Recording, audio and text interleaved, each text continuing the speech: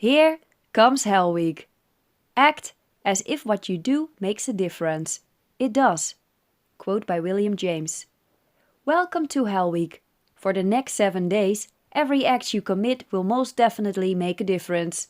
And I believe it will be an immensely positive one. There are many facets of mental training, but they all come back to this one simple principle. By raising your level of consciousness so that your every action becomes deliberate, a matter of choice and free will, you will lead a better, more productive life. It's really no more complicated than that. The 7 rules of Hell Week. To win at Hell Week, you need to bring your A+ game. There's no margin for error here. No, I need to sleep in this morning. Or, I really want to meet friends for a drink after work today. In the military version of Hell Week, I saw guys get reprimanded all the time for the smallest infractions. Maybe they'd fall asleep during their watch, which can obviously have huge consequences on the field of battle. Or they'd leave behind something minor, like a sock or water bottle. A slip up that small could be enough to send them packing. My Hell Week isn't quite so severe, but I demand a lot. Do you like to check your email on your phone before you go to bed each night? Not this week you don't. Fond of hitting the snooze button a few times before you finally roll out of bed? Not on my watch. Each day of Hell Week has a specific theme, an area of your life on which I need you to be hyper-focused. But there are certain rules that apply across the entirety of Hell Week, from 5 a.m. Monday morning until 10 p.m. Sunday night, when I expect you to collapse in a heap of fatigue and satisfaction. With that, here are your 7 rules of Hell Week. Rule number 1. Early to bed. 10 p.m. Early to rise. 5 a.m. Yeah, I know. You've been hearing that since you were 5 years old, so why hasn't it stuck? At least you're not alone. Somewhere between 50 million and 70 million Americans don't get enough sleep to the point where it significantly affects their health, alertness and safety. Not impressed by that fact? Try this one on for size. A recent study found that getting an extra hour of sleep per week, not per day, mind you, per week, can increase wages by more than 4%. Not a bad little raise for simply giving your mind and body the essential rest they need. There is one major exception to this rule during Hell Week that I have to point out here. It happens on Thursday, when I ask you to skip sleep altogether and spend all night engaged in productive work. I'll cover this in one more detail later in the book. For now, consider yourself forewarned. Rule number 2. Look your absolute best at all times. You've probably heard the old adage, dress for the job you want, not the one you have. During Hell Week, I want you to extend that to your entire life. That doesn't mean you have to rush out and buy a new wardrobe for Hell Week, but I do want you to go up a notch with your clothes and appearance, so that you're looking your absolute best when you walk out of your home each morning, hair neatly brushed, shirt or blouse ironed, fingernails clipped or neatly manicured. I even want you to take special care of your appearance when you're knocking around the house. Impress your spouse or your kids or even just a family pet. Hell Week is about establishing new patterns of behavior. Sometimes, a fake it till you make it philosophy applies, and upping your appearance is one of those times. Rule number 3. Exercise to the extreme. I can't remember the last time I met a highly successful person who didn't work out regularly. There's an inextricable link between physical fitness and mental health, which in turn allows for peak performance and productivity. During Hell Week, I want you to take this principle to the extreme by exercising every day for a minimum of 1 hour. You can choose to do 2 30-minute sessions. A good option for very busy people or for those who aren't yet in top physical shape. At least 2 of the exercise sessions during the week must be extremely vigorous, relative to your current level of fitness. If you usually run 5Ks in 40 minutes, I want you to run a 10K in under an hour. If you've only ever done the beginner spin class, go for the intermediate or advanced.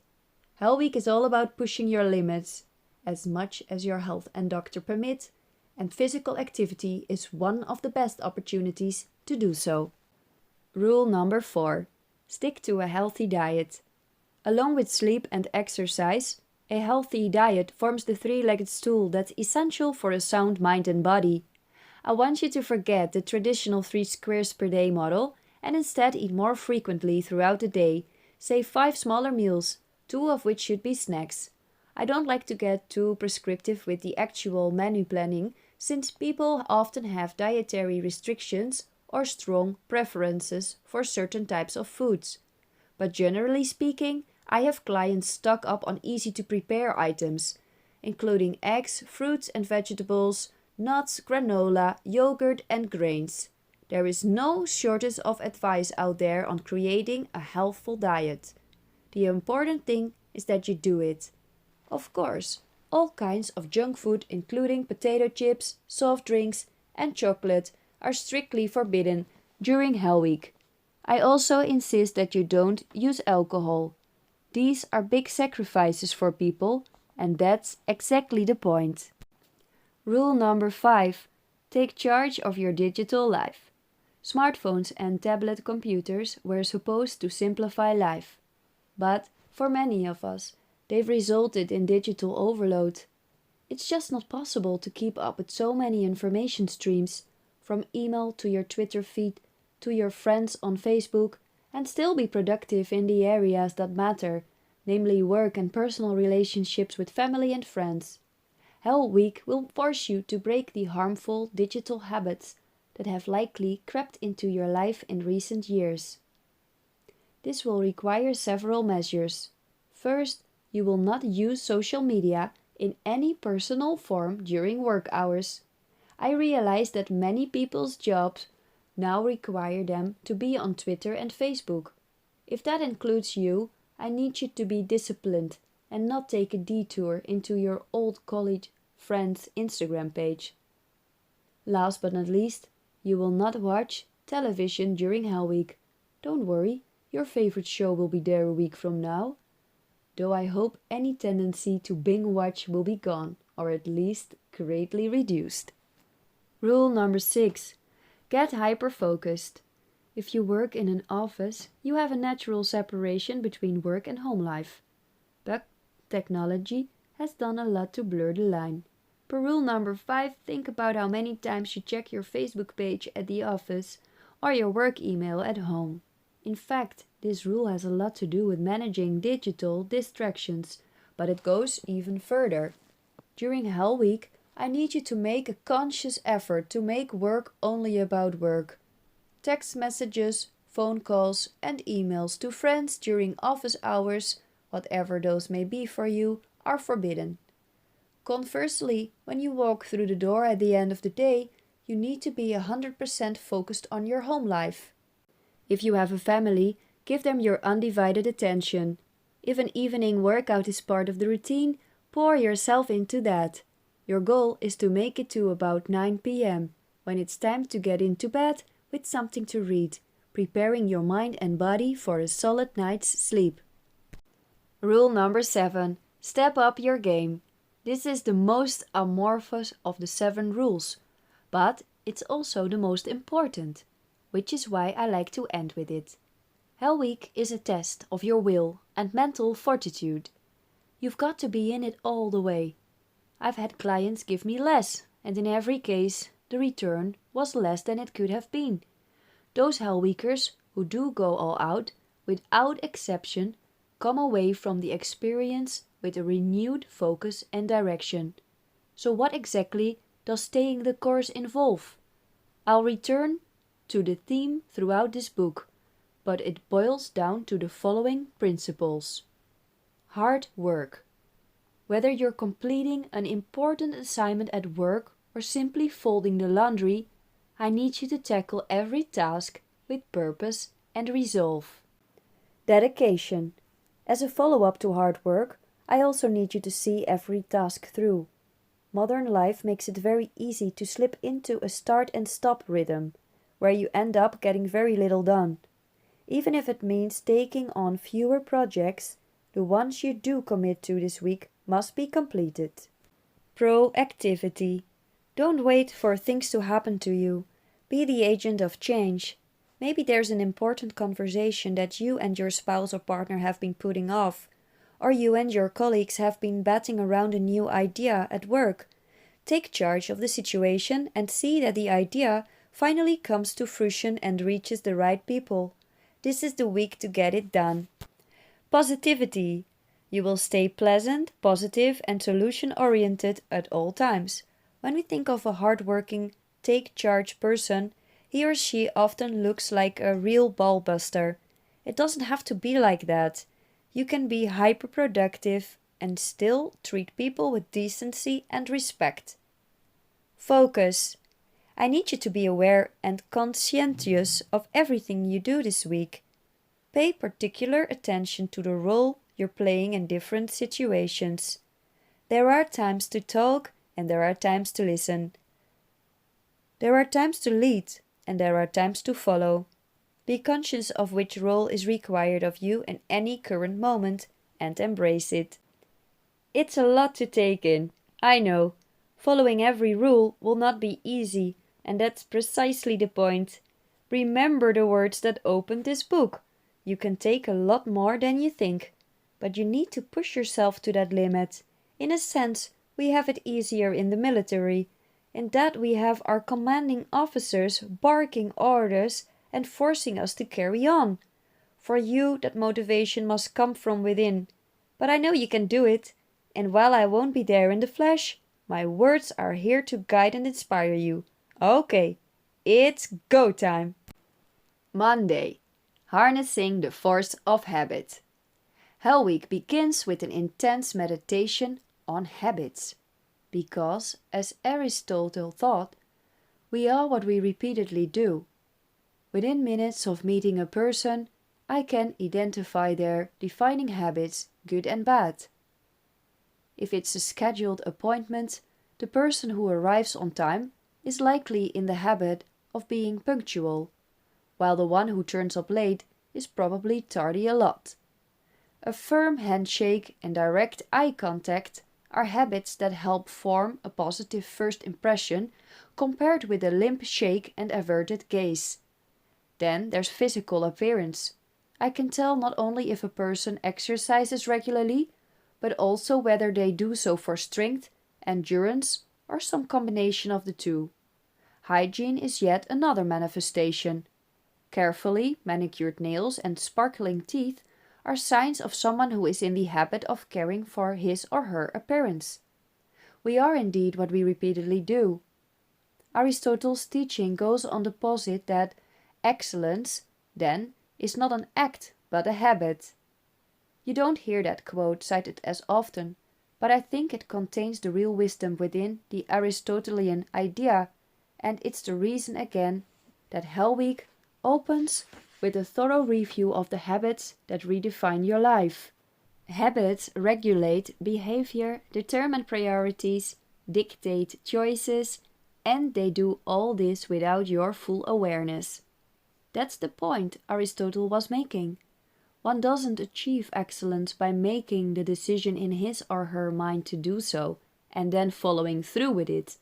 Excellence is not a conscious act, but rather the result of habits that are cultivated over time. Mind you, this is a very deliberate process. Habits eventually become second nature, but they are born not by accident, but out of your own free will. We are not born biting our nails, for example. This behavior pattern, like others, is learned through repetition until an unconscious habit is established. But just as habits are learned, they can be unlearned. I never could have done what I have done without the habits of punctuality, order, and diligence, without the determination to concentrate myself on one subject at a time. Quote by Charles Dickens. Rise and shine. The assessment of habits begins in the first waking moment of Hell Week, with the sounding of the alarm at 5 a.m. on Monday. Imagine this moment now in your mind's eye. The room is draped in shadows. There's a chill in the air, especially if it's during the winter months, and apart from the beeping of the alarm clock, there's perfect stillness, as the world outside remains in its pre-dawn slumber. Your first impulse, like that of most people, will be to hit the snooze button and enjoy another 10 minutes of sleep, or 20 or 30, depending on how many times you hit the button. This desire to postpone getting out of bed in the morning is one of the most ingrained of all human habits. In the military, it's one of the first to be broken, often quite rudely, with an assortment of noisemakers, from sirens to banging pots, or for serious holdouts, the dreaded bucket of ice water. You won't have to contend with such tortures, though, depending on the depth of your sleeping-in habit, that could make the challenge of getting up all the more difficult. But let's try to understand what's actually happening in this moment. Your body is asleep, your pulse rate is slow, and your whole being is in standby mode. Then, bam! The alarm rings. As you awaken, the first thing you do is to check how you're feeling. You let your body tell you what you should think about the situation you're in. And what does your body say? It says, of course, that you should remain asleep, since you're tired. You obey your body, hit the snooze button and sleep on. Over the years, the action forms into an unshakable habit, or so it seems. Your first challenge of Hell Week is to break this habit. It's easier than you think, and no, it doesn't require enlisting in the military. It does, however, involve a dramatic shift in mindset. Here's what I mean. When faced with the challenge of becoming an early riser, most people believe they simply need to force their body out of bed. In that moment when their body is telling them they should stay asleep, they try to match it with a greater amount of will. It's a valiant effort, and it might even work for a series of days or weeks, but eventually the pendulum will swing back in the body's favor and the snooze button will resume its steady workout. What went wrong? The person failed to change their way of thinking about the situation. More than anything in the world, they still want those additional 10 minutes of sleep. The only difference is that they began forcing themselves to override the desire. They beat back the habit, but the habit was still there. What if they chose to create a new habit instead, the way the hockey player chose to think positive thoughts before playing instead of negative ones? That's the strategy I want you to deploy. It begins with a clear, thinkable break from the past. Something as simple as placing your alarm clock in a different corner of the room. Or if you use the alarm on your phone, choose a different ringtone. These simple changes will be enough to signal to your mind that you are entering a new behavior pattern. But you must be very conscious of them. If you have a spouse or partner, inform him or her of your new practice. On Sunday night before you get into bed, focus on the new location of the clock or listen to the new ringtone. Really internalize the changes. The big shift will take place at 5 a.m. when the alarm sounds. In those first seconds of consciousness, I want you to ask yourself this one simple question. What am I most looking forward to today? Since the first day will be the kick-off of Hell Week, your answer will perhaps be geared towards the challenge of it. But in the days and weeks to come, the answers will become more mundane. A dinner date planned with an old friend, an important meeting at work, or even just the cup of coffee that awaits you at breakfast. As this quick pre-dawn ritual becomes routine, the habit will form and the question will start to pop into your head automatically the moment your alarm rings. You'll be like Pavlov's dog, only instead of salivating over the prospect of a meal, it will be the events of the day that you look forward to at the sound of your alarm clock. Indeed, I reckon you'll be at least 10% lighter in your mind because your focus will be pointed in a positive direction. Rather than fighting the urge to sleep, you will replace it with a new habit centered on positive mental training. As you can tell, I'm a strong proponent of getting an early jump on the day. I really believe it builds character. But in the context of Hell Week, it's also such a perfect illustration of the power of mental training. Very few people enjoy getting up at 5 a.m. It is an uncomfortable state, even an unnatural one. But if you are able to establish this new habit using the simple technique I just described, you'll have a huge advantage when it comes to addressing and improving the other habits in your life. Charting your habits. Okay, you're out of bed. HELLWEEK is officially underway. You will adhere to the 7 overarching rules for the week, from eating healthful meals, to exercising regularly, to being in bed by 10 p.m. Your unique task for Monday, in keeping with the theme for the day, will be to chart your habits, the good and the bad, so that you can bring them out of the murky depths of the subconscious and into the light of day. Some habits will be mundane, such as the way you brush your teeth or when you check your Twitter feed on your phone.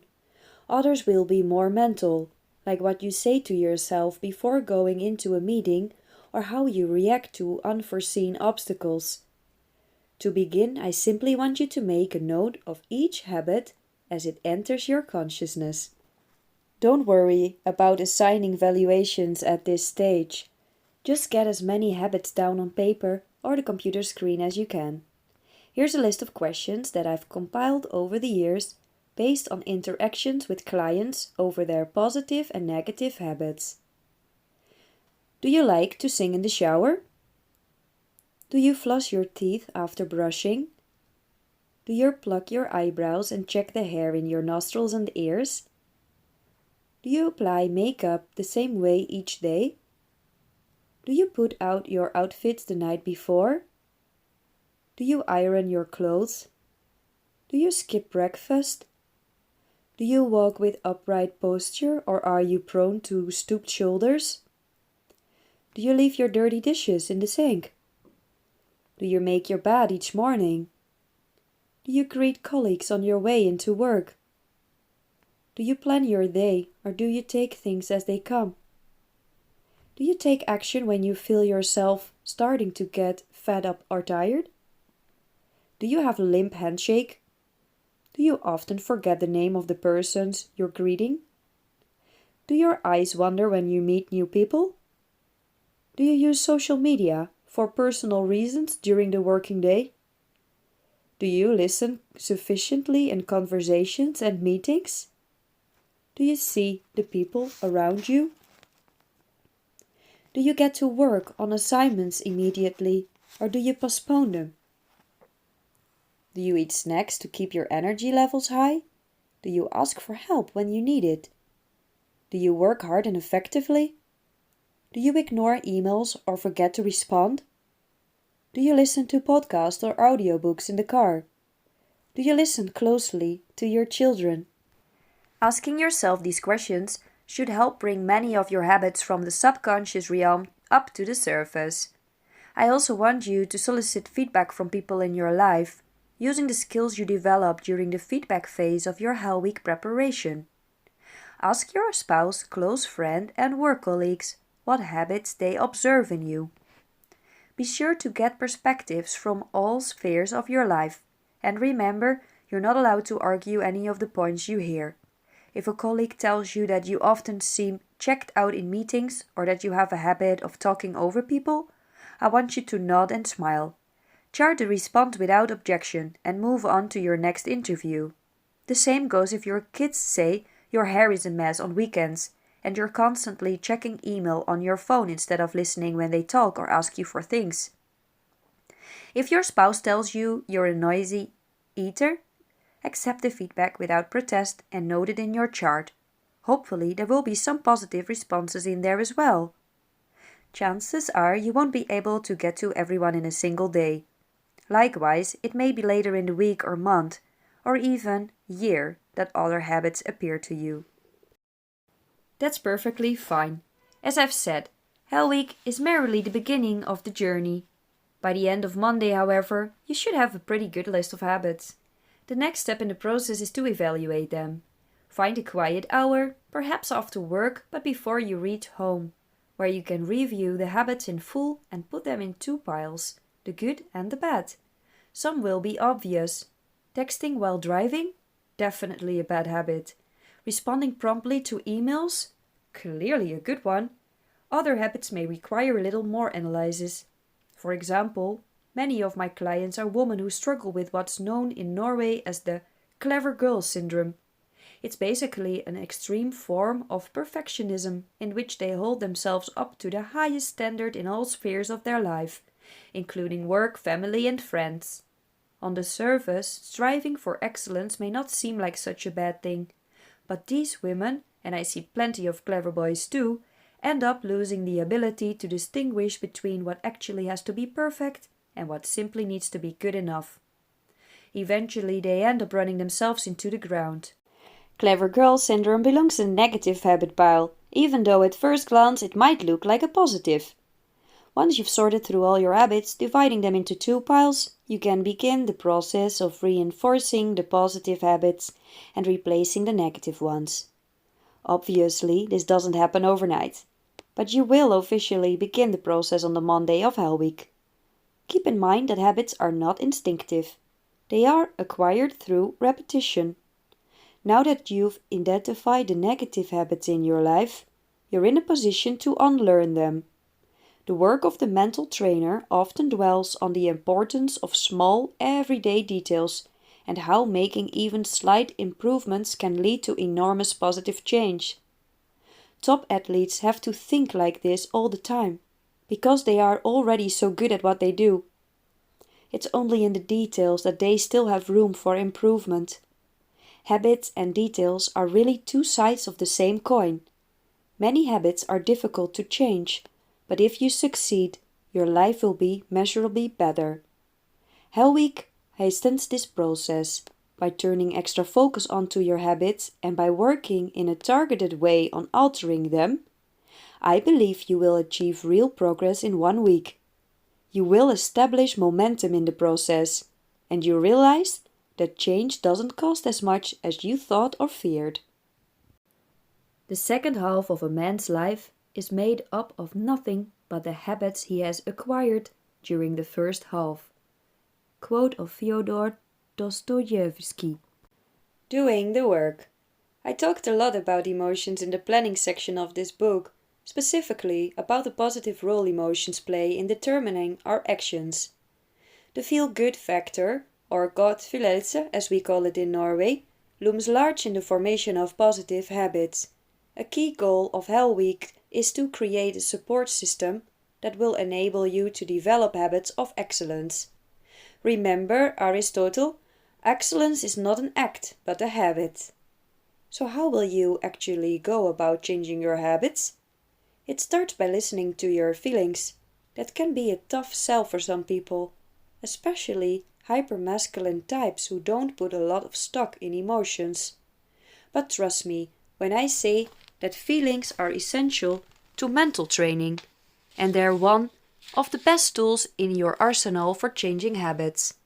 That's because habits of excellence have to do with those aspects of your inner self that you want to draw out for all the world to see. Having a positive attitude and belief in your own abilities, taking care of yourself, supporting your friends and building their self-esteem and self-confidence, not taking yourself too seriously, daring to trust your own instincts, working toward your goals and your dreams, developing empathy. Emotion is the strongest impetus for human change. Often it's rooted in a painful experience. Imagine you're passed over for a promotion at work. The feeling can be so painful and degrading that you embark on a better regimen, implementing habits that will lead to other career opportunities. Or, if you're suddenly breathless, walking up the stairs at the office and a colleague makes a sarcastic comment. It might hurt your feelings enough to encourage you to start exercising. These types of experiences and the painful feelings they elicit can be incredibly effective motivators. As you take stock of your life during Hell Week and the habits that inform it, I want you to pay close attention to the feelings that surround them. Ask yourself, am I living the life I always wanted? Where will I be in 1 year, 5 years, and 10 years? If you don't like the answers, take the opportunity of Hell Week to shake loose from any bad habits that are getting in the way of your goals.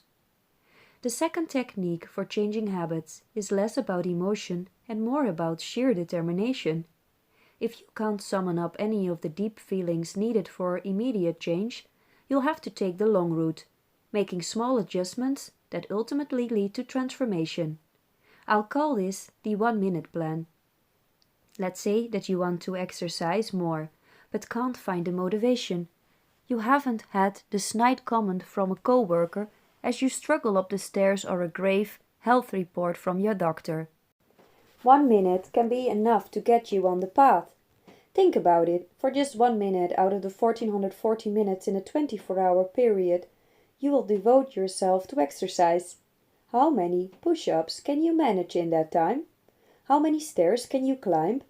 1 minute is the start. The next day go for a second minute, then a third. After a month you're up to 30 minutes. After 2 months you'll have reached the typical target of an hour-long workout. This same technique can be applied to all aspects of your life. As the Monday of Hell Week comes to a close, spend a few moments reflecting on everything you accomplished, going back to the instant some 17 hours prior when you bounced out of bed in the darkness of dawn. Hopefully that was the first of several small victories you achieved this day. Even if you only identified one bad habit that you're committed to changing, you will be on your way to a more effective and goal-oriented life geared towards the pursuit of excellence. Now, get some sleep. Another challenge is just 7 hours away. Tuesday, getting into the mode. Welcome to Tuesday.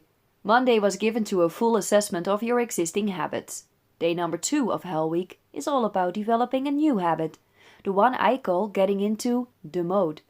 It's the mental state that will enable you to perform at your highest optimal level, whatever the task at hand. You've probably experienced the mode throughout your life, perhaps even on a consistent basis, but very few people are in full control of this powerful mental tool to the point where they can summon it at will. That's your challenge for today. Recognize the power of the mode and learn how to channel it. If you watch a lot of professional sports, you've seen mode in action many times, as athletes get themselves mentally prepared before a competition. Getting into the zone is how they sometimes describe it. Making sense of your modes. As you move through Tuesday, I want you to pay close attention to your various modes. Nobody stays in the same state the entire day. We move in and out of different modes depending on the situation. For example, many people find it easier to concentrate in the morning, while others do their best thinking at night. Likewise, our bodies behave differently at various times throughout the day. Some periods are better for rest, some for activity. What do your modes look like? That's what I want you to figure out today. Just as you charted your habits on Monday, I want you to keep a running list of your modes as you go about your day.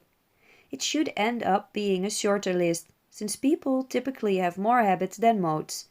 But whereas habit charting required you to be very focused on the here and now, making note of behavioral patterns as they happen, with modes I want you to be a little more reflective. Think back over the course of your life, including childhood. What are some times when you were at your best? What were your strongest performances? When did you shine? Maybe it was a music recital you gave in high school, or the standout game you played for your college volleyball team. Or perhaps it was from your first job, when you impressed your boss and colleagues with a command presentation. Hopefully there are recent examples as well, the speech you delivered to an audience of peers from your field, or the composure you bring to coaching your kids' soccer team. As your list of best performances grows, think about the mode you were in for each. It won't necessarily be identical, but I think certain common denominators will emerge. You will realize that you are usually relaxed and jocular in your finest moments. Or you'll notice that you usually get yourself fired up before big events. Whatever your optimal mode, I want you to become keenly aware of its qualities and nuances. Float like a butterfly, sting like a bee. Muhammad Ali. Don't focus on the task at hand. You read that correctly. As contradictory as it sounds, to focus on the task at hand when you are in the middle of the performance situation devalues the work and training that preceded it. Practice makes perfect. not intense levels of focus and concentration. The whole point of training is that it automizes tasks to the point where you don't have to think about them. To turn around and become hyper-focused on these tasks is as absurd as a driving instructor forcing his student to concentrate on shifting gears instead of paying attention to the traffic ahead. Or think about a ski jumper. As he approaches the start gate at the top of the hill, he should not be thinking about the angle of his knees during the descent of the trajectory of his impending flight. To do so will take away from the mental capacity needed to get his mind into optimal mode. If he's already nervous, those feelings will only be compounded by this last-minute technical review. The same goes for the business person who anxiously reviews his notes in the minutes before a big speech or presentation. Instead of obsessing over the performance, you should be using your power of thinking and mind capacity to get yourself into the proper mode. Personally, I like to get primal, thumping my chest with my fist and screaming, "Come on!" I'll even assume that the battle position and imagine the scene that's about to play out, whether it's a difficult conversation, placing a cold call to a new client, or stepping up to the podium to deliver a speech. My actual behavior will be different in these three situations, but the mode I need to be in is the same, as is the technique I use to reach that state. Rely on a phrase or mantra, as it's sometimes called, to push into the optimal mode is an incredible effective technique that I want you to consider. Known in the mental training business as self-talk. It's the stuff we say to ourselves in the period before an event that greatly affects our performance. Go back to your list of best performances from your life. Are there certain words or objects that characterize the moments? Can you distill them into a single mantra? It might be a string of adjectives that describes your optimal mood. Fearless, focused, extreme. Or it could be a directive like, give it your everything. Once you've figured out your mantra, you need to get into the habit of using it to call forth your optimal performance mode. In the beginning, that might mean repeating in 50 to 100 times. Say the words enough and they will start to translate into the feeling you have when you're at your best. It helps if you also attach some kind of image to your self-talk. Maybe it's the stadium in which one of your best athletic performances occurred, or the conference room where you delivered one of your strongest presentations. It could even be as simple as an object, an award you received or a hard-earned diploma. The best imagery will be evocative, including sights, smells, and sounds that help transport you into optimal performance mode. Finally, I want you to come up with a pre-performance routine of your own. It doesn't have to be as primal as my chest-thumping regimen, but you need to establish some pattern of behavior that helps get your head in the game. Music is certainly an excellent device. Meditation is another tool I often use to help people find their mode. This technique has gotten very trendy lately with so much attention on mindfulness, which is usually defined as a state of open attention on the present, where you can experience your thoughts and feelings without any kind of value judgment. I don't have any problem with mindfulness, though in the context of mental training I prefer to think of meditation as a way of clearing the mind to make way for optimal mode, whatever that might be. Let's say a client is tense. I know that I have to remove the stress if we're going to have a productive mental training session. I'll ask her to sit down, relax, and find a comfortable position. Breathe with your diaphragm, I'll say. Close your eyes. Sit heavily in the chair. Plant the soles of both feet firmly on the ground. Relax your arms and shoulders. What do you smell? I'll ask. What do you hear? She's not to answer, but simply to focus inside her head on the smells and sounds. We'll do the exercise together. I will hear the sounds out in the street, the gulls screeching down in the harbor, the sound of my client breathing. After several minutes, I will invite her to open her eyes and tell her that we can get started.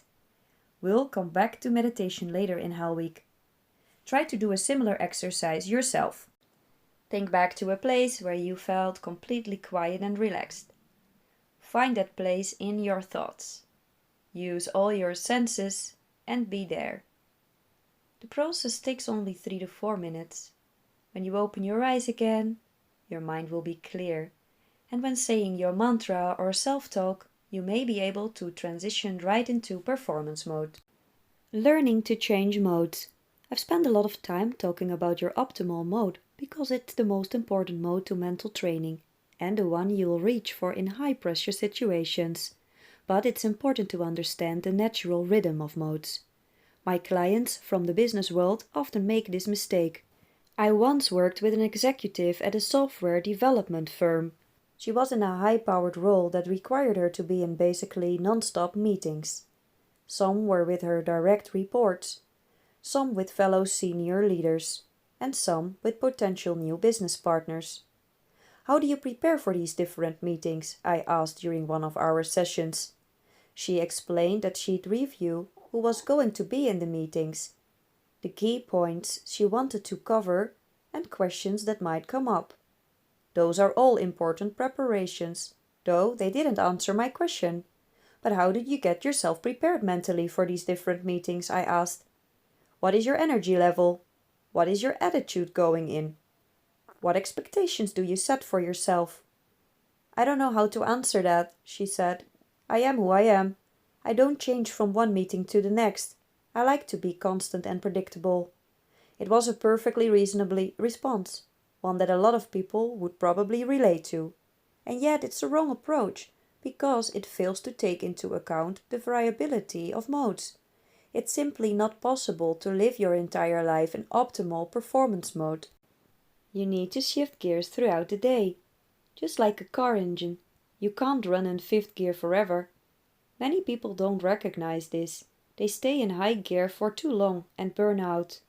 Or more often, they stay in third gear all the time and never enter into optimal performance mode.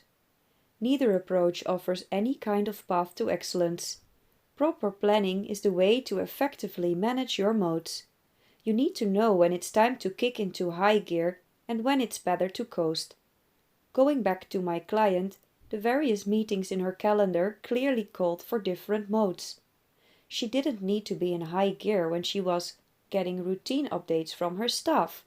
Sure, she had to stay focused and attentive and respond with energy and clarity to their questions and requests, but this wasn't a challenge situation, unlike the meeting with possible new clients, where she absolutely needed to bring her best self. By identifying the different moments in her day, she was able to plan her modes accordingly. As Tuesday draws to a close, think about the different modes you discovered. Hopefully you were successful in identifying your optimal mode, the one you'll turn to in high-pressure situations moving forward. It will take time to refine the mode and the process you use to enter into it. That's part of the journey. Muhammad Ali didn't always sting like a bee, but through the mastery of mode, he found a way. And you will too. Wednesday, managing your time. Modern life is the scourge of time management. Once upon a time, the various compartments that made up our day-to-day existence were well defined. The workday might have been longer for some than for others, but at least it came to an end, providing a clear transition between work and home. These days, that divide is becoming increasingly blurry, thanks in large part to technology and its many devices, to which we're always tethered: smartphone, tablet, computer, laptop, and so on. If there are kids in the picture, you need to factor in their hyper-scheduled lives as well, with their sports, practices, and music recitals, and tutoring sessions, and play dates, and whatever else the world today deems necessary to their happiness and success. Never mind trying to fit in a play date of your own, be it with a spouse or friend you haven't seen in months, because, well, you're both so damn busy. Of course, I'm not telling you anything you don't know. The insanity of the modern world is pretty well documented and understood. But as we move into Wednesday of Hell Week, I do want to change the conversation.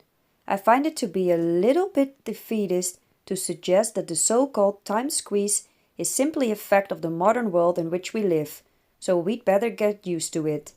Sheer nonsense, I say.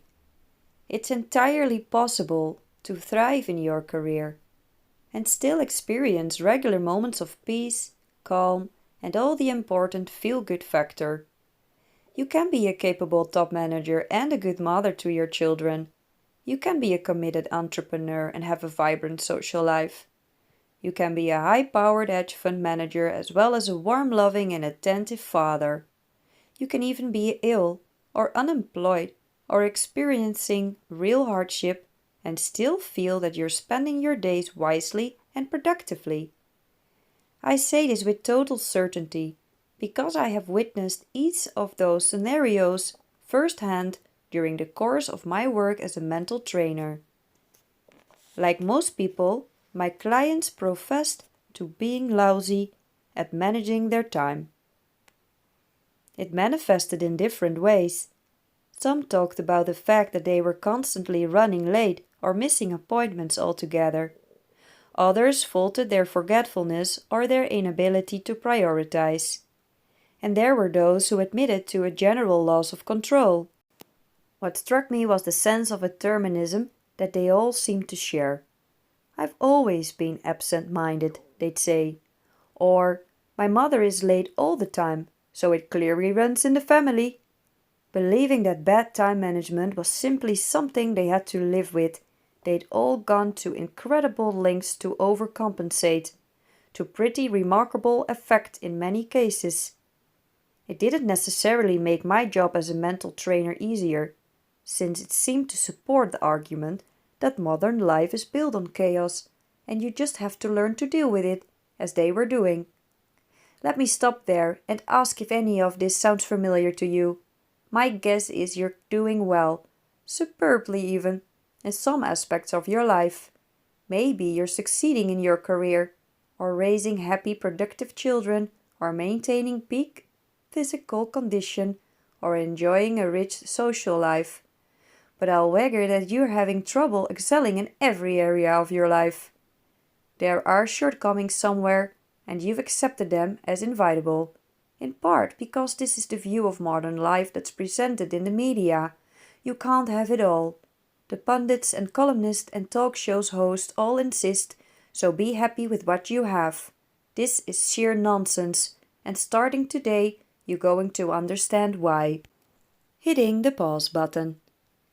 Lest you think mental trainers have total control over their lives, allow me to share a recent moment from the life of Erik Bertrand Larssen. I was coming off a particularly busy stretch at work with the usual lineup of meetings with clients, members of my staff, outside design consultants, potential book publishers, magazine reporters, and so on. It was early evening, and I had ended a phone call with a new client by promising to send him some suggestions and thoughts ahead of our next session in 2 days. With other obligations on my mind, I pulled up the calendar on my computer to allocate time for this. As I scanned my calendar, I realized that I'd forgotten to call one of my best friends to wish him a happy birthday. The first stress bubble percolated to the surface.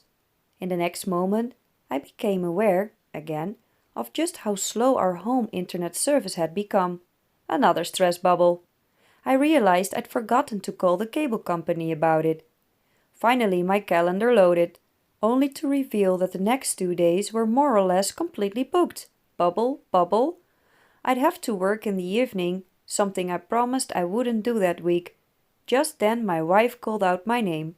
"Erik, could you help me get this chest of drawers up from the basement?" All of a sudden the stress bubbles came to a full boil. I was officially stressed out. "Yes, of course," I said to my wife, while swearing vehemently to myself. Fortunately, though, I'm not immune to this type of stress overload.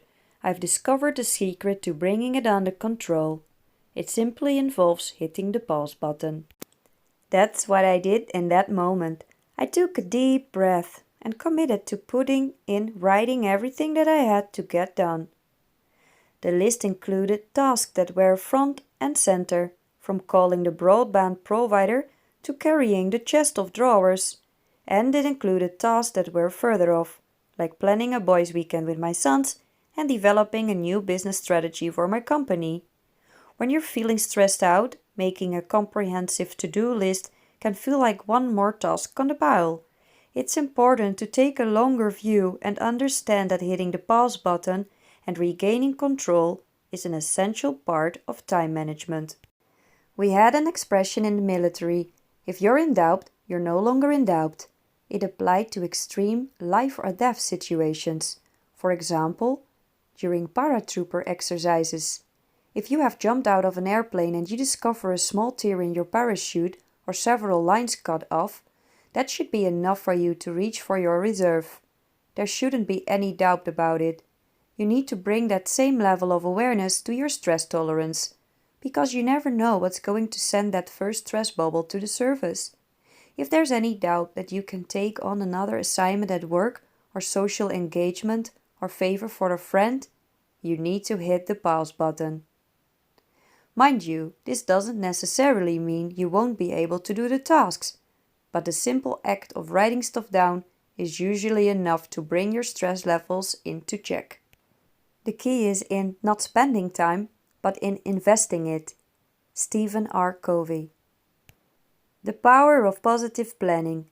The pause button is an effective tool for time management, but it's more of a stopgap measure than a way of achieving total control in your life. With that, let's move into your main challenge for the day: planning.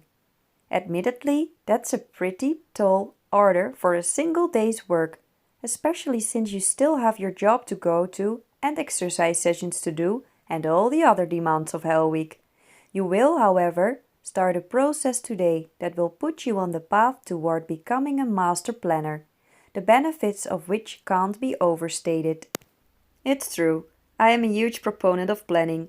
The belief is grounded in my military training, which put enormous value on planning and preparation. You've perhaps heard the expression, there's the right way, the wrong way, and the military way. In my mind, at least 90% of that has to do with the military's penchant for obsessive planning. You don't go into battle without plotting every coordinate, inspecting every piece of equipment, and reviewing every soldier's role from the top brass to the lowest ranks. That's the military way. I embraced it as a soldier, and I continue to preach it as a mental trainer. If you want to achieve greater success throughout all areas of your life, you must plan for it. That's such a basic teaching, and yet it's one that confounds so many of us. There are the fatalists who believe their lot in life is already determined, and so what's the point in planning? There are the defeatists who have suffered too many setbacks to believe they control their destinies. And there are the dreamers, who believe in the power of planning, but don't know how to go about it. In each case, my advice is the same. Make planning a part of your regular routine until it forms into a habit integral to your personality. You can see again why Hell Week begins with a focused and intense examination of habits. Remember the Aristotelian teaching from Monday: we are what we repeatedly do. Plan religiously and you will become a planner. However adverse you may be to planning today, I think you'll find you actually start to enjoy it. You'll reach a point where any failure to plan will feel uncomfortable, the same way avid exercisers get out of sorts when they miss a workout.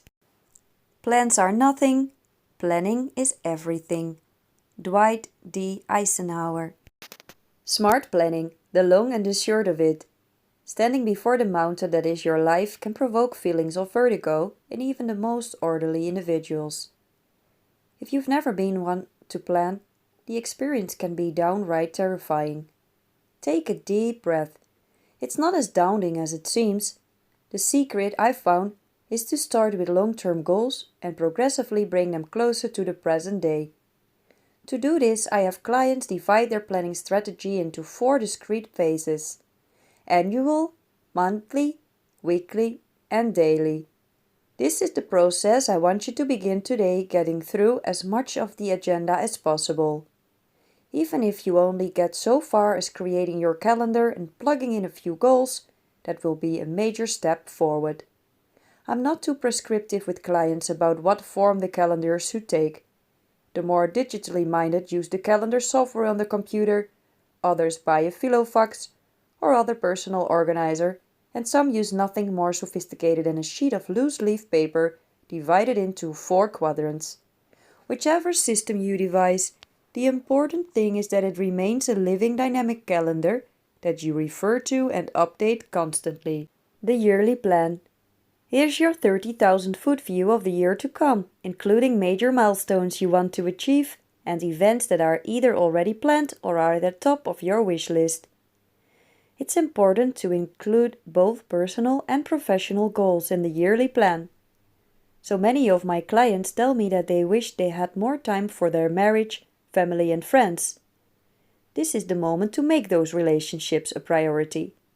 Plan that trip to Paris with your spouse. Set aside time to take the kids camping. Find time for the all-girls or boys weekend. Obviously, you may need to adjust the schedule, especially if you're juggling other people's schedules.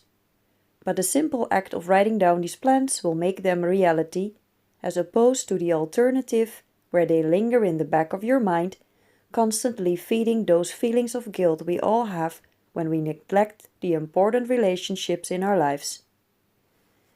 As for professional plans, remember the lessons from the goal-setting phase of your HELLWEEK preparation. They should be as specific as possible, realistic, and attainable within the 12-month time frame.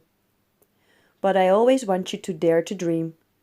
The yearly plan is a good place to test out some of your bigger ambitions. If you've been thinking about starting your own business, go ahead and put that down. If you want to make partner at your firm, include that in your goals for the year. I want you to come back to your yearly plan at least once a month, so you can always make adjustments as needed without losing sight of the ultimate goal. The monthly plan. Now it's time to narrow your focus a bit, though we're not in lockdown mode yet. Too many people become prisoners of their own calendars, feeling that once something is entered, there it becomes sacrosanct. 1 month out, you're still permitted some flexibility, even as you start to rein in your plans and objectives. As with the yearly plan, your monthly outlook should pay close attention to the important things in life. If you realize you haven't had a lot of quality time with your family, you can redress that in the weeks ahead. Or, if your fitness has fallen off, you can insert extra sessions with a personal trainer or at the gym.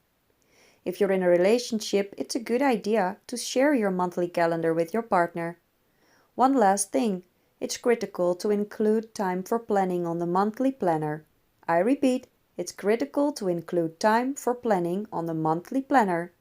I have clients set aside 2 hours in the second to last week of each month for planning. It helps to designate a special place for this, your favorite cafe, for example, or a quiet corner of the local library. These 2 hours each month are a time of reflective thinking and an opportunity to take stock of your life and put things into perspective. It should be a routine that you really look forward to. The weekly plan. Let me open here with a quick story about a former client who worked as the managing director at a major pharmaceutical company. During one of our early meetings, he shared his big picture goals about where he wanted to take the business. During the session, I asked to look at his weekly planner. Somewhat reluctantly, he opened it up and revealed a week of wall-to-wall meetings, none of which had anything to do with his overall strategic vision. "How do you expect to reach your goals?" I asked him. "When are you going to create the better culture you talk about and emerge as a distinctive leader when your day is consumed by meaningless meetings?" He recognized the futility of his schedule and agreed to scale back his weekly calendar, even if it meant saying no to more than a few meeting requests. It won't be possible during HELLWEEK, but moving forward you should set aside 15 minutes on Sunday night or Monday morning to fill it out. Think about your values and goals and ensure that your week is arranged purposefully around them. If you want to exercise 4 times that week, put it in the planner. If you need to have an important conversation with your boss, colleague or friend, include it. Need to catch up on time with your kids? Mark it down. Be mindful of the lessons covered on Tuesday of Hell Week having to do with mode. I had another client who had a lot of guilt over his poor parenting. I asked him how often he saw his children, and he replied that he was with them most afternoons. With all due respect, that's more than most people, I said. As we talked more, it became clear to me that though he was physically with his children, he was seldom really and truly present. He hadn't clarified in his head or on his calendar when he was going to be the best possible father to his kids. The following week he talked about an afternoon that he planned with his kids, taking them to the movies and then out to dinner. The single experience was more meaningful to him and his children than the month's worth of mindless interactions that preceded it. All he had to do was add it to the weekly agenda. The daily plan. In my experience, most people can handle the yearly, monthly and even weekly plans. Maintaining a daily plan is the biggest challenge. Remember the power of habit. If you can just force daily planning into your routine, habit will take over soon enough. You might choose to fill out your daily plan the night prior. You'll probably find you sleep better and even process some of tomorrow's challenges in your subconscious. I actually like to tackle mine first thing in the morning. I get to the office, flip on the coffee machine and pull up my calendar. With the daily plan there is no more room for flexibility. In this sense it functions more like a to-do list. These are the events and activities and tasks that you will complete before you go to bed. Once you get everything down on the to-do list, rank them from most to least important. This is critical, because you always want to start your day with the most important tasks. Your confidence will build, and a sense of accomplishment will propel you through the day. It's important to keep your daily to-do list to a realistic length. You don't want to set yourself up for failure by cramming it with items you'll never get to. If it's becoming unwieldy, look for items that can be shifted to the weekly planner. Also look for things that can be handed off to someone else. Indeed, delegation is one of the secrets to effective time management. The ability to say no is another. I've touched on this a few times already, but it bears repeating. The most effective and efficient leaders know when they're taking on more than they can manage. Finally, time management requires you to complete one task at a time. I opened this chapter by describing modern life as the scourge of time management. Multitasking is one of modern life's greatest fallacies. It's simply not possible to hold two thoughts in your mind at the same time, at least not with any degree of focus or concentration. The soldier who tries this in the heat of battle risks his or her life. The stakes aren't that high in civilian life, but as long as you're juggling tasks, you'll never manage your time effectively, and that will prevent you from reaching your full potential. Thursday, getting out of the comfort zone. As Hell Week reaches its halfway point, your life should already look different from when you went to bed on Sunday. You've studied your habits, bringing them in line with your goals. You've started to master your modes, calling up the right mindset to the day's myriad situations, and you're managing your time better than ever. There's been a lot of deep thinking, but also a lot of administrative work, whipping your life into shape. Today will be different. On the Thursday of Hell Week, you will take a harder look at yourself than you've ever done before. It won't be comfortable or easy, but the potential payoff is perhaps bigger than any other day of Hell Week. Learning to speak your fears. Take a moment to think of what you fear. Do your fears feel real to you? They probably do, and there is a good reason for that. You haven't done anything about them. At the stage where you are merely thinking about your fears and not actively doing something about them, your fears have the upper hand. They own you. Starting today, you are going to do something about it, something very simple. First, I want you to list your fears out loud. This sounds silly, I know, but trust me when I say it isn't. In fact, when you think something is silly, most of the time you are actually feeling afraid of embarrassment. Tackle that fear now and speak your fears out loud. A spoken fear tends to have a ridiculous sound to it. As long as your fear remains unspoken, It is as though you are standing in a boxing ring waiting for a mystery opponent. You know his name, but you do not know how big he will be when he finally steps through the ropes. As long as your opponent is unknown, he is an unmanageable risk. That unnerves you, and understandably so. When you do not speak your risk out loud, you are effectively waiting in the ring. You pace the floor, you sweat, you get mentally tired. Speaking your fear forces it into the ring, and in my experience, a materialized fear is usually a pushover. Something unexpected happens when you say your fear out loud. It leaves its amorphous state in your mind and becomes something small and insignificant. When you force your fear to enter the ring by saying its name, you will find yourself saying, "I can take this guy." When I ask my clients what they fear, very few actually come up with a good answer. When they speak their fears out loud, they realize they don't really know why they fear them. Often they start to see that there is actually nothing to fear. Fear is never real. It is always something we create, like the monster under your bed that haunted your childhood. If you bend down and look under the bed, you will find no monster. If you never dare to look, you will go on being afraid. Fear is a natural human emotion. We fear outcomes. We fear life. We fear death. We fear what others may say or think of us. Some will tell you that fear motivates them. Personally, I would hate to live a life where fear is my primary motivator. True, fear can help you to avoid danger, which is good, but we don't want to rely on fear as a motivator for our most meaningful life accomplishments. If fear is your main motivator, you will find yourself always on the edge. You will be worn out. It isn't sustainable.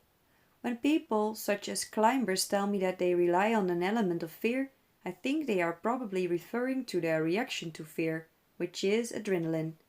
For climbers, just as for us all, when we can see our fears in front of us, we get a rush when we begin tackling the fear, and another rush when we defeat it. The reaction to acting despite fear is the body obeying your willpower and giving you the energy to act. That isn't fear. That is courage. It is the lifeblood of accomplishment. One can choose to go back toward safety or forward toward growth. Growth must be chosen again and again. Fear must be overcome again and again. Abraham Maslow. The worst case scenario. Some people swear by fear as a motivator, but for most of us, focusing on what may go wrong or what you cannot do blocks you from success. However, focusing on what can go wrong is not the same as planning for worst-case scenarios. Focusing on bad outcomes is negative thinking. Planning for bad outcomes is just smart strategy. Most of the things we worry about are actually healthy concerns. It is just our undirected worrying that is bad. When we don't control our human tendency to imagine outcomes, we create negative thoughts that can become chaotic and frequent. They paralyze and hinder us, and we become insecure. This usually happens in the preparatory phases of a task. We size up what needs to be done, and then we immediately begin to recognize pitfalls and hurdles ahead. We begin to worry, and the worry robs our energy from us. As an athlete, it's essential to have considered the various scenarios that might interfere with the success of your performance. What if the match is rescheduled for 1 hour earlier than planned? What if the referee is unfair? What if the noise in the arena is deafening? What if I get a bad start? And what if the weather conditions are not on my side? A corporate manager has similar concerns. What if the market suddenly takes a nosedive? What if my competitors release improved products? What if I get bad publicity? What if my best employees resign? And what if I get off on the wrong foot at the important meeting next week? 20% of my trainings are about rehearsing worst-case scenarios, while the remaining 80% is focused on working towards success. Often, clients have this flipped and spend 80% of their energy on how bad everything can go. and hold on to a hope for success with only 20% of their energy. That is a surefire recipe for frequent failure. If most of your attention is focused on the outcome you want, it's much more likely you will actually succeed in achieving it. Success starts in your mind. If you let it, your mind will naturally plop onto the couch and flip through the channels of failure. You know this. You have been in this failure loop before. The longer you sit on the couch, the harder it becomes to do something as simple as push the off button with your finger, get up and do something else. With your mind, you must do the same thing. You have to force yourself not to watch the endless images of failure. You must force yourself to think about how things can go well, and then believe they will go well. Understanding negative outcome visualization will guide you to plan for the possibility of failure, but more important, it will help you to feel confident in your plan for success. It will help increase the probability of reaching your desired results every hour of the day. This demands practice. You actually have to force your thoughts into the desired direction. You make a choice about what you will think. You are in control of your mind. Practice patience. Don't forget that you have forces inside you that are much stronger than you can imagine. Those who dare to believe this truth are the ones who succeed. There are countless examples of people who have dared to stand up and face their fears and who have vanquished them. They have focused their attention on the goal far ahead and not on all that could go wrong along the way. Let yourself be inspired by these stories, both of the famous individuals and of those people you may also find among your own social circle. This is the key factor of my philosophy. If you don't remind yourself of your goal, you inevitably will be pulled back into your comfort zone. Many people may find enough motivation in simply doing a good job in the present moment, but there is so much more of a rush in looking further up the road. Looking ahead and understanding what you are working toward is essential to always maintaining that little extra desire to choose success in the long run. But you do not get to your long-term goals without failing along the way. The difficulty is to remember that short-term failure does not spell the failure of your long-term goal. Failing now does not mean failing forever. Often we have to go through failure in order to learn how to become successful. Learning is never easy. Nothing worthwhile is easy. When you have failed enough times, when things are at their hardest, or when you have been trying too hard for too long, the most difficult thing to do is not give up. People will tell you that you need to be more persevering. They will tell you to just man up and get it done. But with all of these common words of advice neglect to acknowledge is an attribute we have largely forgotten in today's world. You must have patience to succeed. Patience can seem antithetical to success. It isn't. When so many success stories focus on aggressive attributes such as assertiveness or decisiveness, patience is often overlooked. Patience gets a bad rep. Most of us are told to be patient when we have to wait for something we want right now. That isn't patience at all. Patience is not just waiting. Many people can't be patient for long enough to make the most out of their potential. Those who manage to keep their focus for, say, 10 years will experience a sort of exponential development in their career, meaning that what was cumbersome and demanding earlier on gets easier over time. Whereas they once spent 4 days of work to achieve a decent result, they now spend 2 work days and achieve a brilliant result. This sort of effect, in which you achieve better results with less work or get more done with the same amount of work, requires patience and continued focus over a long period of time. If you have been a good and hard-working broker for 5 years, it's likely that the next 5 years will be easier for you in many ways, because you've already assembled the network and the knowledge you need. The same goes for someone who is in writing a dissertation or someone who is building a company.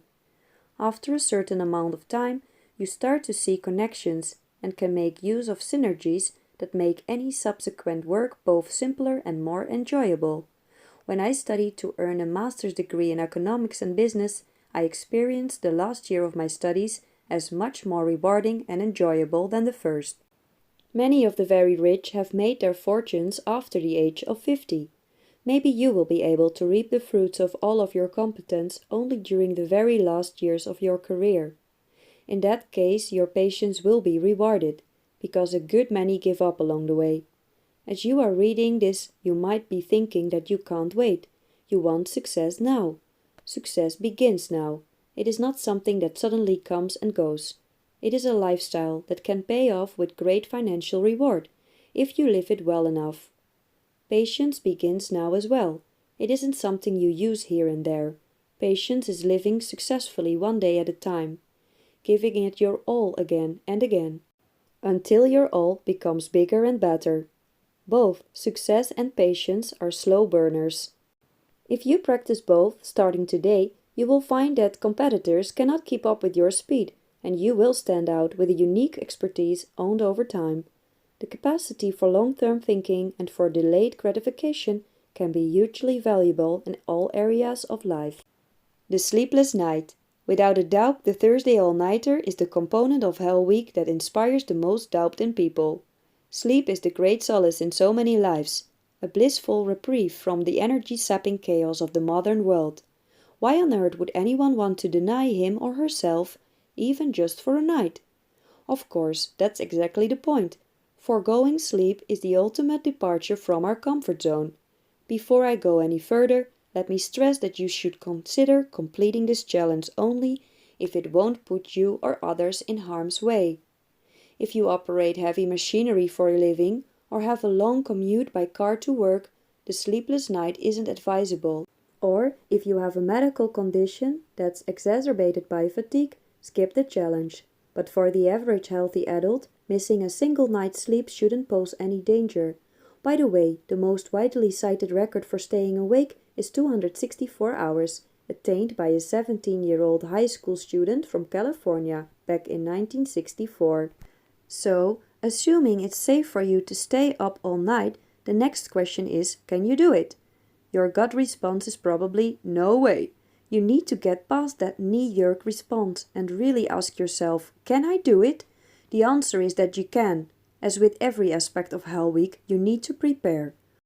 For starters, you should deploy the lessons from Wendy's time management and map out the night, down to the very minute. If it's just you staring at the clock in a deathly quiet house, you won't stand a chance. Specific tasks will help you pass the time. Try to make one of these tasks fairly substantial. A major assignment from work that needs finishing, for example, or an art project that you haven't been able to get off the ground. I've had many clients use the opportunity to catch up on correspondence, in some cases writing people they lost touch with years ago. I think you'll find you're in the right mindset for that kind of action. There's something about being awake in the middle of the night while the rest of the world sleeps that puts people in a contemplative mood. I'm also not opposed to you tackling this challenge with another person. I've often coached teams through Hell Week, including the editorial staff at a newspaper and the sales division at an apparel company. In that kind of collective Hell Week, participants might form groups of 2 or 3 for Thursday night and spend a good chunk of the evening on a specific work project. This makes for a different kind of experience, more bonding than introspective, but in the end, it meets the same goal of getting each individual outside of his or her comfort zone.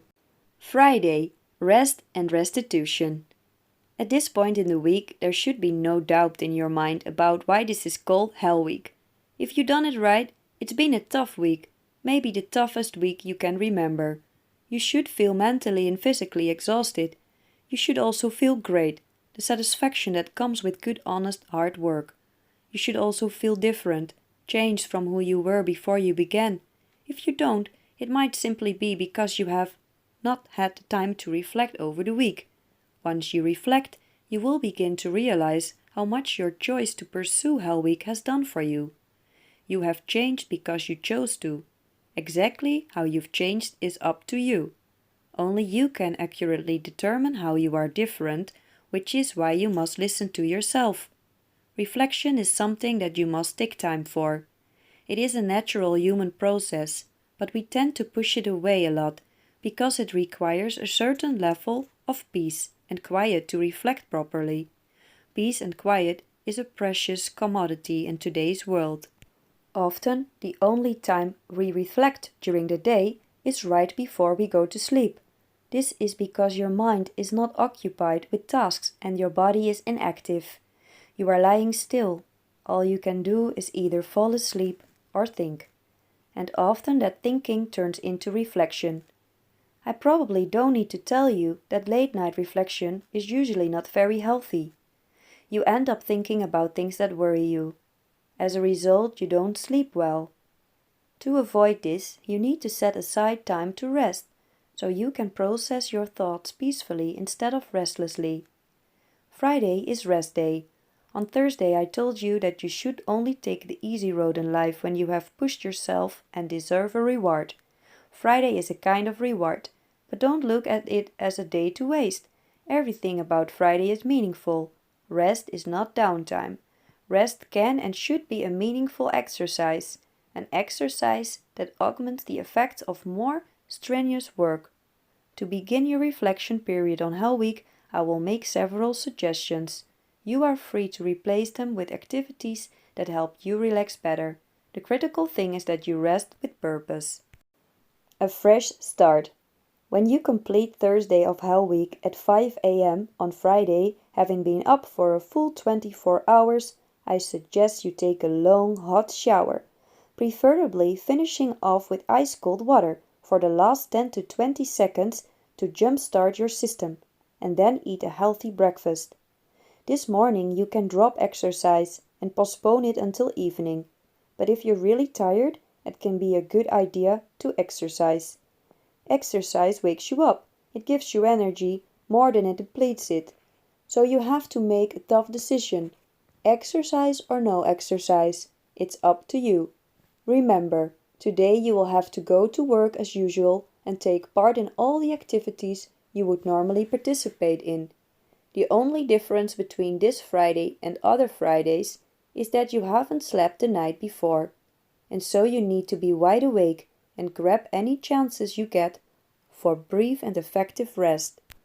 During the short spaces of reflection throughout the day, ask yourself what Hell Week has meant to you so far. Think about how you felt before the week began. Ask yourself how you felt each day. Ask yourself how you feel today. Finally, ask yourself how you might feel tomorrow. Asking yourself these questions and answering them honestly and fully and only to yourself will process your feelings. It will make you conscious of who you are, what you can do, and what lies ahead. It makes you stronger. Going through Hell Week without reflection is like going to work but not cashing your paycheck. Reflect. It pays. The power of rest. I'll now share what my years as a mental trainer have taught me about rest. After that, I'll introduce you to a selection of rest techniques that have proven effective with many of my clients. Rest is the period to gather strength and energy. It's when you recharge your batteries and recuperate. While we all know that sleep is necessary, we often view rest as a luxury, when in fact it is a necessary part of successful living. The beneficial effect of rest is that it makes you more creative and helps you learn more rapidly. Rest gives you energy, perspective, and the power to deal with matters more efficiently and with greater vigor. While the benefits of rest are more or less the same for all of us, rest is still highly individual, and it is up to you to determine your proper rest routine. Research is constantly telling us new things about the science of rest. One of the best things you can do is to listen to your body and adapt your rest routine accordingly. Sometimes you will want to rest when your body doesn't really need it, and sometimes your body will need rest when you are too busy to listen. Mess with your rest for long enough and it will start messing back. Rest is a critical area for me to cover as a mental trainer in my daily conversations with clients. With rest, as with many issues, most people fall into one of two camps, those who do too much and those who do too little. Activity and rest are two vital aspects of life. To find a balance in them is a skill in itself. Wisdom is knowing when to have rest, when to have activity, and how much of each to have. Finding them in each other, activity and rest in activity, is the ultimate freedom. Sri Sri Ravi Shankar. Finding that sweet spot. I think back here to my own military Hell Week in 1992. As part of the mental training regimen, we were required to learn vocabulary in a foreign language as well as the names of various classical music compositions, while at the same time completing intense physical challenges. It was amazing how difficult it was to learn even the most basic concepts as our rest periods decreased. For most people, more rest will mean better results in every area of their lives. But it is important to remember that the rest has to be planned. It has to become part of your daily routine, your week, your month, and your year. Consciousness is a key word in mental training, and rest must also be something you do consciously. Rest must become a deliberate part of your life. How should you rest during a day, a week, a month, or a year? There is no simple solution.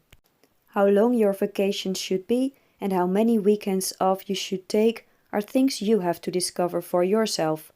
On a general level, I believe many people take too much time off and also cannot fully appreciate vacations because they have not worked hard enough leading up to them. In addition, they lose the pleasure that comes from working hard over a period of time.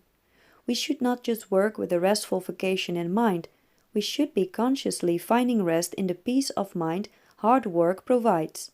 Far too many people do something somewhere in between. Most people get on well in life.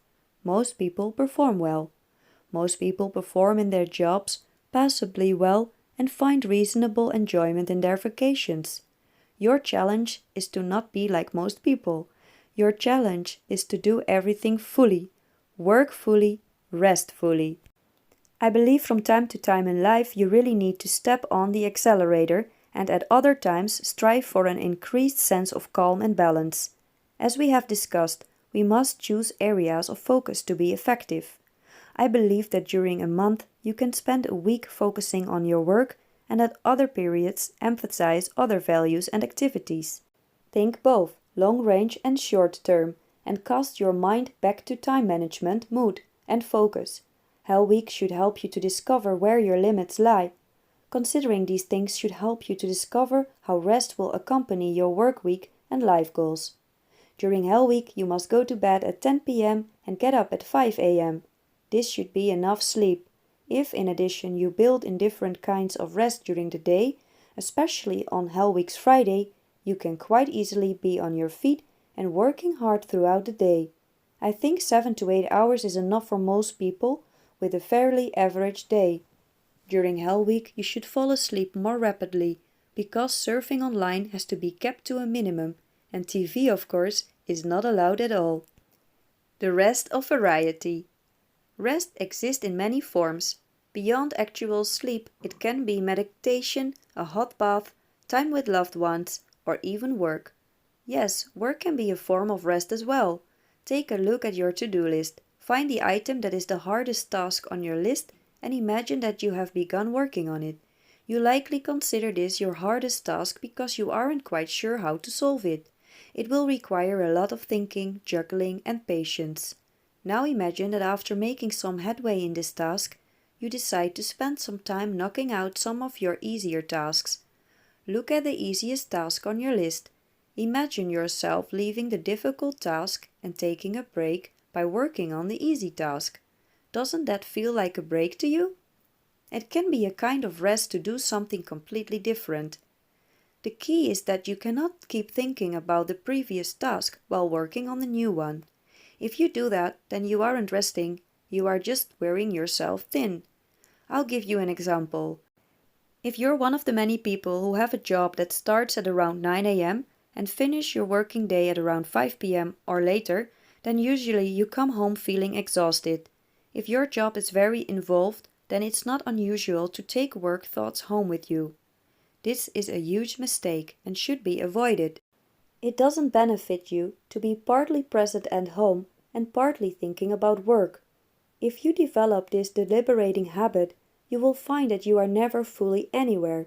You will begin to recharge your batteries more efficiently if you think of the stairs leading up to the door at home or the elevator up to your apartment as magical, a magical stairway that makes all your thoughts about work disappear.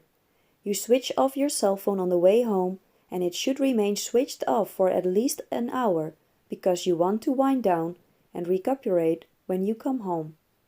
You want to rest by shifting your thoughts. You have the ability within you if you want to do it. What you do at home for the first hour is irrelevant, as long as you do it 100% with your thoughts, 100% present in what you are doing. Perhaps you spend time with your significant other. Perhaps you have dinner with your children or with friends. Be inquisitive about the people around you, be attentive, and be at your best in this role. The magic stairway or elevator is so magical that it makes you shift focus, and that gives you energy. Tell yourself you're totally on the ball. You're now going to be the best parent in the world, or you're going to be at your best as a spouse or partner. On your way into the magical sphere, undergo a change, because you have control over your own thoughts. Imagine yourself doing this as you make your way to work. Imagine coming home and being first class in your role at home. It has to be wholehearted. In this way you will manage to give something to the people around you, and this will benefit you at work as well. You are able to step on the gas during longer working days as required, producing better quality in what you're doing and improving your performance. You might ask why this is considered resting advice, but once you experience this satisfying feeling of knowing you are in the moment and living life fully, you will answer that question for yourself. Doing something different purely and simply is a kind of rest. It produces an effect similar to taking a weekend off or going on vacation. Saturday, controlling your inner dialogue. You have now put 5/7 of Bertrand's HELLWEEK behind you. Since the 2 previous days have taken you to the extreme, both physically and mentally, the 2 final days are gentler. You are over the worst, but the 2 remaining days are still demanding, and they will be most rewarding if you take the task seriously. You awake on Saturday morning at 5 as usual, well rested after 7 hours of restorative sleep. After your sleepless Thursday night, I assume you fell asleep the moment your head hit the pillow Friday night. Remember that you are going to work this Saturday. Thursday was an experiment in pushing yourself. Despite lack of sleep and doing a lot of what you had previously postponed, Saturday will be an experiment of a slightly different character. Saturday is intended to be a so-called happy day. If this sounds a little cheesy or overly earnest to you, it is because the world has largely come to undervalue simple happiness. Saturday will help you to remember that happiness is not all that complex. At least it doesn't need to be if we don't make it that way. Saturday should be a day where you decide to think exclusively positive and assertive thoughts about the world and the people around you, but first and foremost about yourself. My aim with this day is for you to experience the enormous importance of your own way of thinking in shaping how you feel. When you do more of the right activities with a positive attitude, you will find it has a self-reinforcing effect. With good feelings, good actions follow. Good actions in return increase your feelings of achievement and recognition. If you are conscious of what you say to yourself, if you train yourself to steer your thoughts in your desired direction of action, you will also, to a large degree, learn to steer your feelings as well. Obviously, not everyone's mood can be controlled with the power of positive thinking. For example, serious illness such as clinical depression can require medication. Still, many of us can take ownership of our emotional life and begin to steer it in a more positive direction. Many people have a tendency to think themselves down. Today you're going to regard it as your task to do the exact opposite of that. At the outset, this is a difficult task, because many of us have programmed our minds to think negatively for decades. The Saturday of HELLWEEK should be an experiment in positivity. Remember that experiments can take many attempts, so don't give up when your thoughts get the better of you. Pick yourself up, dust yourself off, and grapple with your thoughts again. No thoughts are too powerful to keep you down forever. Because you will be battling your natural tendency to think negatively, do not try to rein yourself in if you feel you are becoming excessively praising, positive, and optimistic toward yourself. Don't concern yourself with being realistic. It is better to shoot past your target with this exercise than to fall short. This is not an exercise in realism. If you are particularly rational and want to see the sensible, the logical, or the scientific aspects of every circumstance, you will probably find this a greater challenge than many others. But don't let that be your excuse. Succeed anyway. Inner dialogue. Human beings never stop thinking. This is our blessing and our curse. Sometimes we think smart, constructive, solution-oriented, positive, and appropriate thoughts about the situations we find ourselves in, but at other times we do exactly the opposite. You can probably think of numerous situations, especially with the benefit of hindsight, where you could have thought more positive thoughts. You can probably also go a step further and see how the situation would have been improved if you had used positive thinking. Some people are exceptionally conscious of this way of thinking. Most of us are not. Most of the time our thoughts drone on in an endless stream of words. Some thoughts are conscious, others subconscious, and others somewhere in between.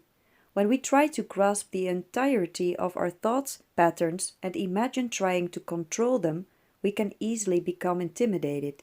Focusing on that feeling of intimidation is a negative thought.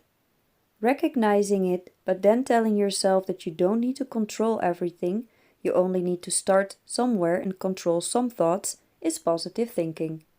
Inner dialogue is that endless conversation all people conduct within their minds, every day, every minute, from the moment they wake in the morning until they fall asleep at night.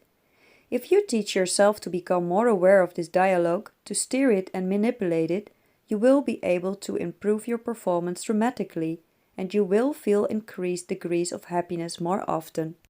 To achieve this demands high levels of awareness, and the battle begins as soon as the alarm clock rings in the morning. I recently ended a Skype session with my own personal coach, an amazingly capable woman with whom I can have verbal joust about everything between heaven and earth. Even a mental trainer like myself needs an energizing boost from time to time, and this was such a moment. We talked about my past, and I told her about my dreams, goals, and visions. I was very frank, and added that, yes, I am extremely pleased with, even proud of, what I've achieved as a mental trainer during the past few years in Norway. The rational part of me that looks at the facts tells me I've had lots of brilliant results. But when I dream of my life 10 years from now, I hear an internal voice saying, Erik, you've got too high an opinion of yourself now. What if you don't manage it? Think how disappointed you'll be. Erik, you haven't got what it takes to succeed. Be satisfied with what you've managed and try to maintain the level you're at now. When I related these thoughts to my coach, she said, what about taking a few days of not allowing that voice in your head to speak? Let it be non-existent for a while, because deep inside you know you're going to give your biggest dreams a go anyway, and you know that if you try, then there's a big difference between trying with the belief that it might go well and trying while believing you won't just try. You really put your fantasies into action, and they will go brilliantly. She said what I usually say to my own clients. You choose what to say to yourself mentally, and that affects your beliefs, emotions, and actions. A goal is a dream that can seem too big, difficult, demanding, and perhaps even impossible to attain. For many people, this is linked with such great fear that they don't even try to reach it. I tell myself that I will be proud, regardless of the outcome, and then I give it everything I have. Finding the feel-good factor.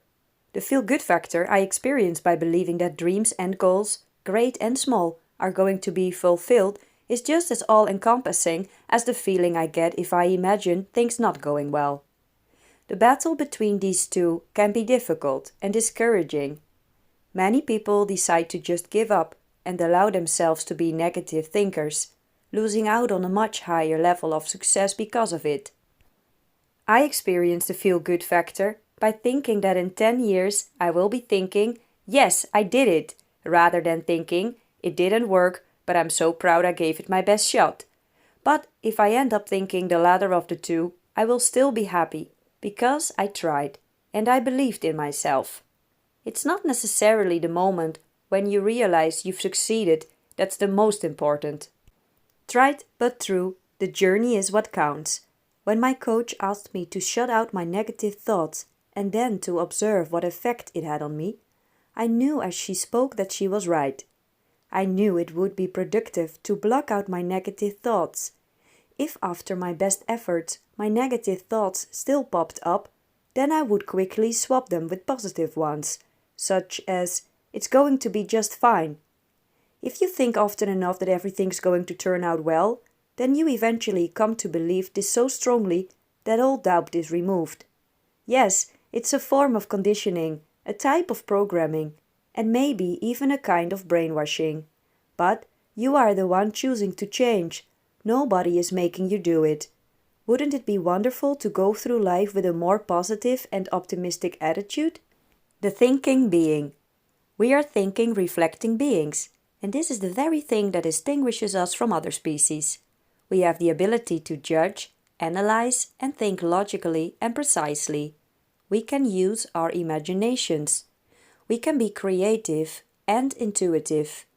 We can see the big picture and understand things abstractly.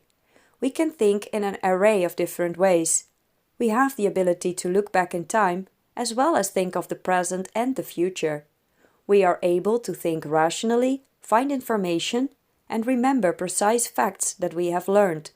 We can sum up associations, and we can call upon an enormous repertoire of emotions.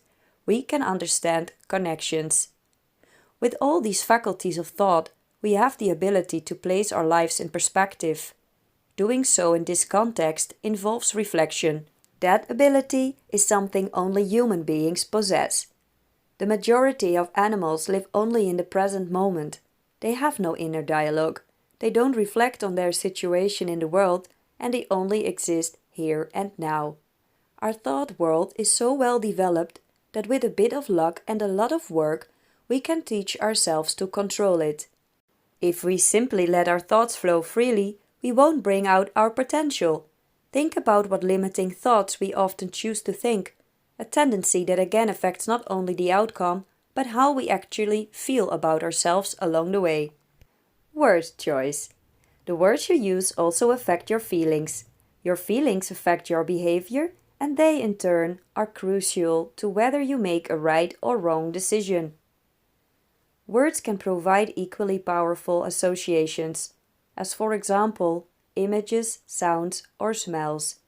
If you are aware of which pieces of music, film clips on YouTube, and images make you feel motivated, then you can make them accessible and use them every time you feel the need.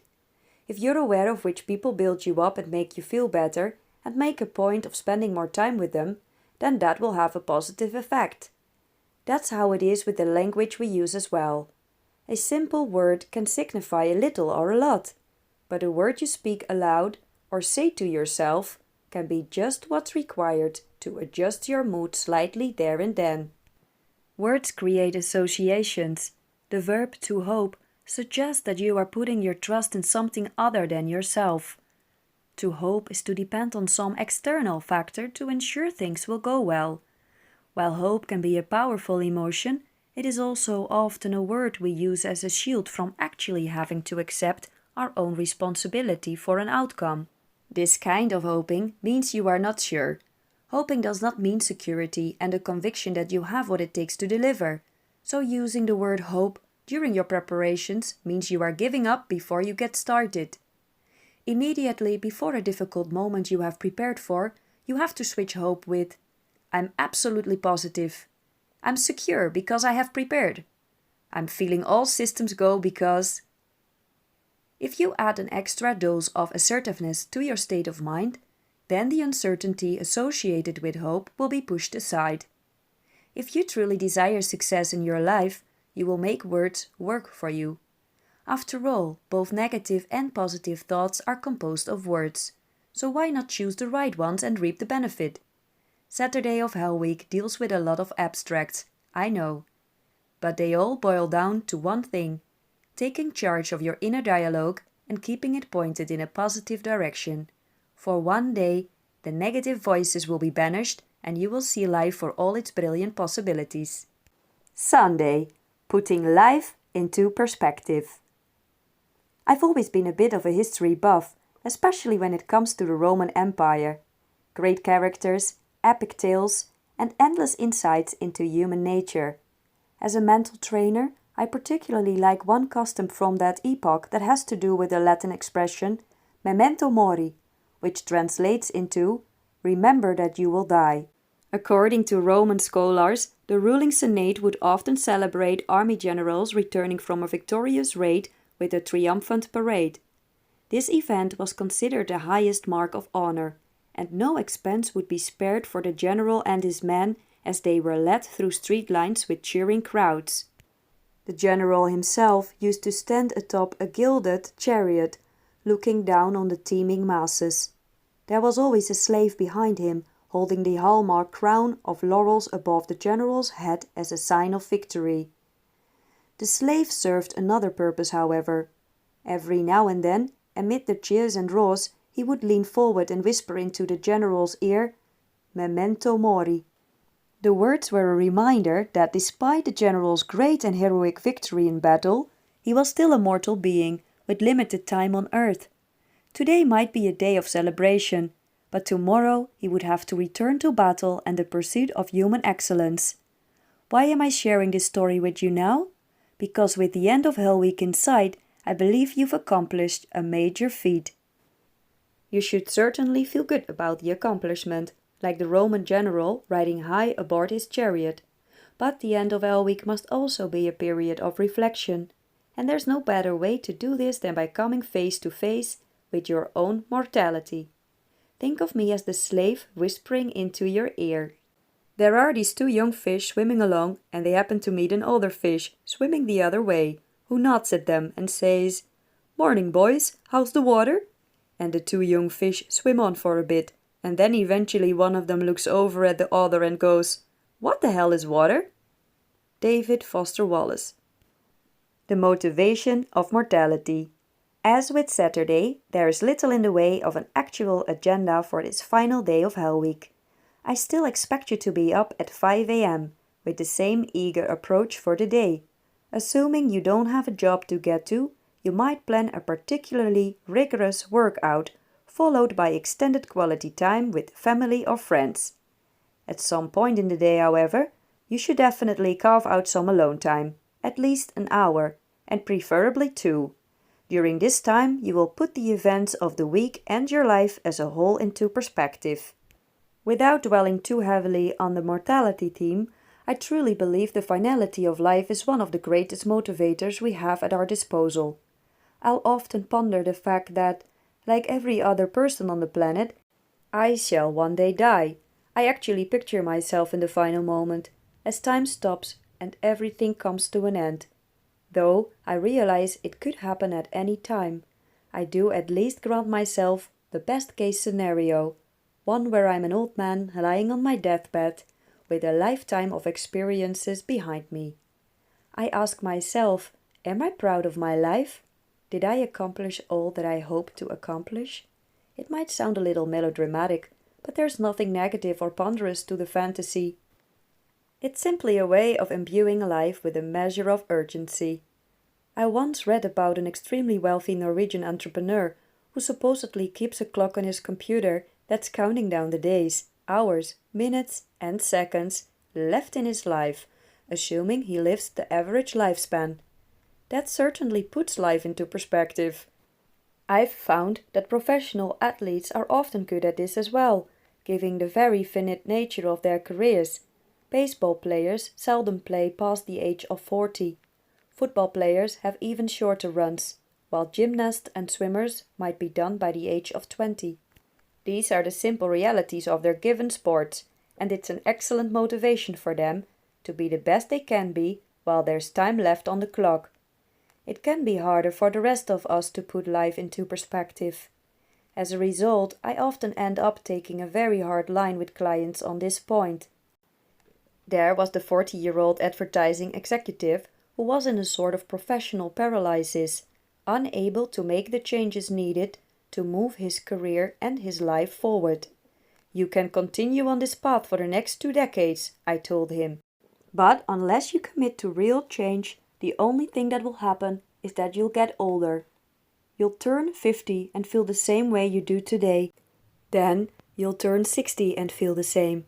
All of a sudden, you'll be talking about retirement, wondering what the hell happened to the last quarter century of your life. He started to get the message. A lot of people don't. Think about how much is said and written about the midlife crisis in blogs and health journals, on talk shows and radio call-ins.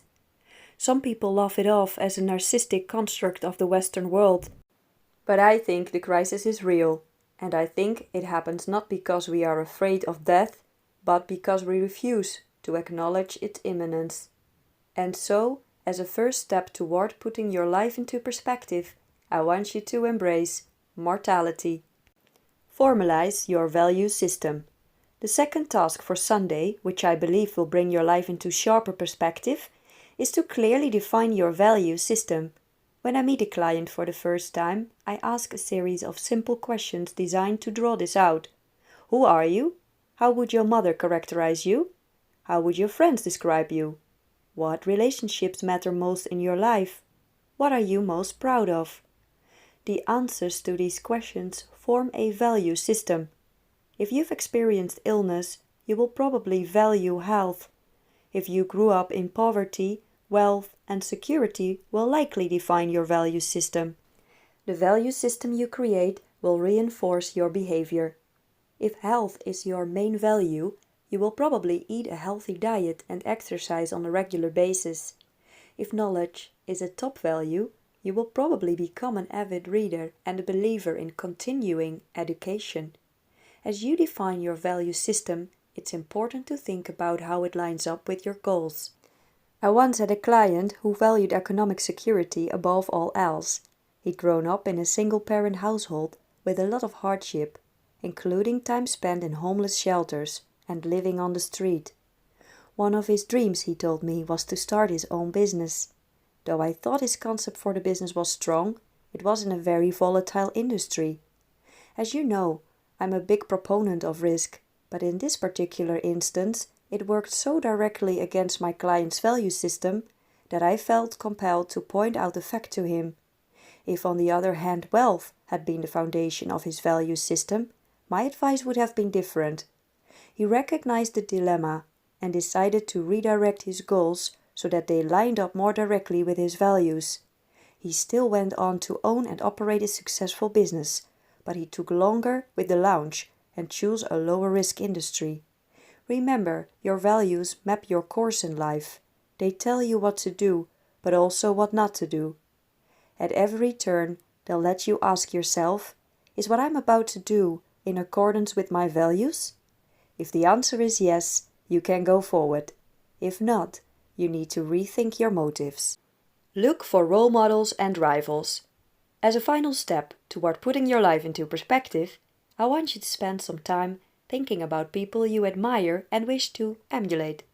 This is another mental sparring exercise I do with clients, and it always yields results. Tell me about someone you look up to, I'll ask them. Whom do you envy? Especially if they've already achieved a measure of success in their life, just getting them to admit that there are people out there who've done more than they have can be a challenge. I have to remind them that no matter how accomplished they might be, there will always be someone out there who has done more, and that's a good thing. It means there's always something more to strive for. Drawing comparisons with other people can be a source of inspiration in other ways. As a child, I used to love reading biographies of famous people like Louis Pasteur, John F. Kennedy and Thomas Edison. The more I read, the more I realized that many of history's most accomplished people had to overcome huge adversity early in life. Pasteur came from poverty.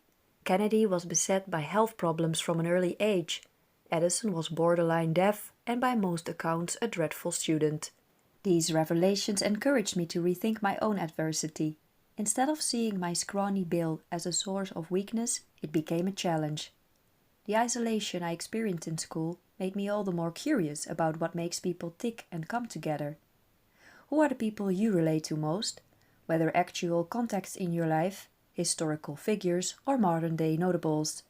Understanding what it is about these people that you admire is another great way to direct your energy and thoughts.